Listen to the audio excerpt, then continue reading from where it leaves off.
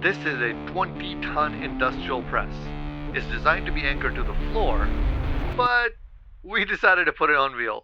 This thing weighs 83 kilograms. It is massive and very difficult to move.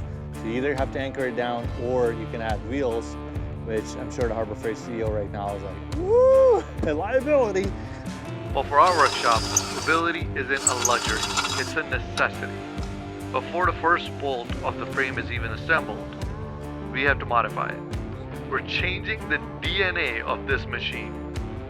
Every instruction manual makes it look so simple, just a few clean diagrams. I've got Abba here helping because it's a two-person job. He's holding one of the frame posts for us. The frame post, we're gonna lift it and place it here like so. The directions tell us to use the number 14 item, which is the M10 by 25 bolts and nuts. These are the longer ones. There's 4 of them. So you want to take the bolt out and put the bolt from the outside in. We have one of the frame posts in together and then the cross member as well. So we're trying to support that in the meantime.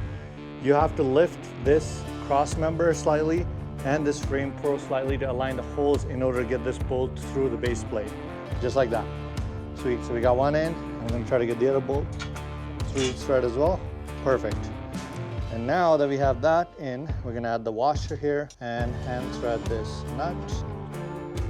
Same thing, okay. And then the rest of the way we can tighten with our sockets. Now we have all of the M10 by 20 bolts, all 8 of them that were left, bolts, nuts, and washer combos.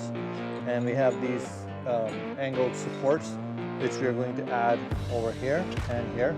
Same on both sides. Once again, the bolts come in from the outside in, and the washer and nut comes from the inside. Now we're gonna add the press apron. To do that, we're gonna put these pins in first. These hold the press apron. This is also omnidirectional. Okay, so now it's time to take these massive bolts and the upper beam, and we're going to go ahead and install that. Okay, Abba, it's me and you. Hold on, let me help you with it on one side.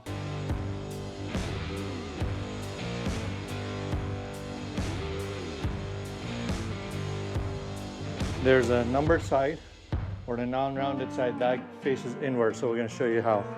So let's come over here. Yep, and so first we're going to do the flat washer, then we're going to do the spring or crush washer, and then they've numbered these, so you want to put that side in, okay? So they only go on so far and then you have to start tightening them. So this is where you need the 2 5/16 sockets, or if you have a 5/16 wrench and socket. So now that you've got the nuts, they're only going to go on so far, then you have to use tools to tighten them. So you can use a 5/16, 2 5/16 socket wrenches, or you can use a wrench, right? Whatever works for you. Now it's time to insert the jack plate into the press. The way you want to orient it is the shorter part of the plate. The plate is 2 lengths on the cross member. The back is shorter, the front is longer. So you want the longer part facing whatever you think is the front. There's no front yet, but in my mind, the sticker part was the front. So you can make whatever you want to be the front. I made the sticker part the front. So what I'm gonna do, you're supposed to angle it in like so, and then place it just down here and let it rest. So now with the springs in hand, underneath here, if you come down here, you'll see that there is a place to hook the springs on the top. I'm gonna hook those in. And then you lift the plate. And then you put that spring in there, and the spring into the eyeball nut here. And then they hang as such. So this is where we're going to be adjusting how much we want this to be threaded or not, because it's going to determine sort of the spacing for the bottle jack that we're going to be adding here. That's why this is adjustable, so the resting spot for the bottle jack is secure enough. Now it's time to take this bottle jack and these 2 bolts. So Abba is going to slide this in. There is a slot. Can you show that slot down here? So this slot is where the top of the bottle jack will go into. I'm going to pull the springs down. And he's got the base in, and there we go. We tried to align these the best we could. Hand threaded this in most of the way.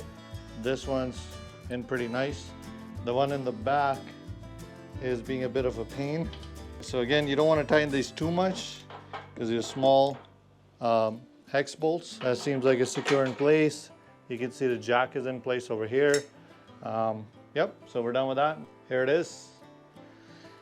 The Harbor Freight 20-ton press, fully assembled. We've got the plates, the jack end, everything's leveled off, and it is functioning. We did not have to bleed the jack because the instructions said to check if it functions, and we tested and it seems to be functioning fine. We extended it all the way out. And there it was. We had built it perfectly wrong. The soft carpet and our uneven foundation had betrayed us. Every bolt we tightened locked in a fatal flaw.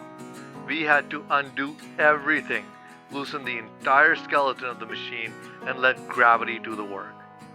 Only on perfectly flat surface could it find its true level. Then and only then could we give it wings. Or, well, wheels in this case. So much better. And we can move it outside. We finally got it leveled and snugged up and not rolling. Harbor Freight Studio is supposed to be, because we added wheels to where we're supposed to add anchors. There we go. So we're gonna finish this up, and that's how you put it together. Just be mindful of making sure that you're on a level surface. And if you're interested in knowing what we're gonna use this for, we are rebuilding a first gen 2002 Toyota Tundra, working on that project. We're gonna be using this for the axle shields and many other things. So check out our channel for more videos. Thanks for watching.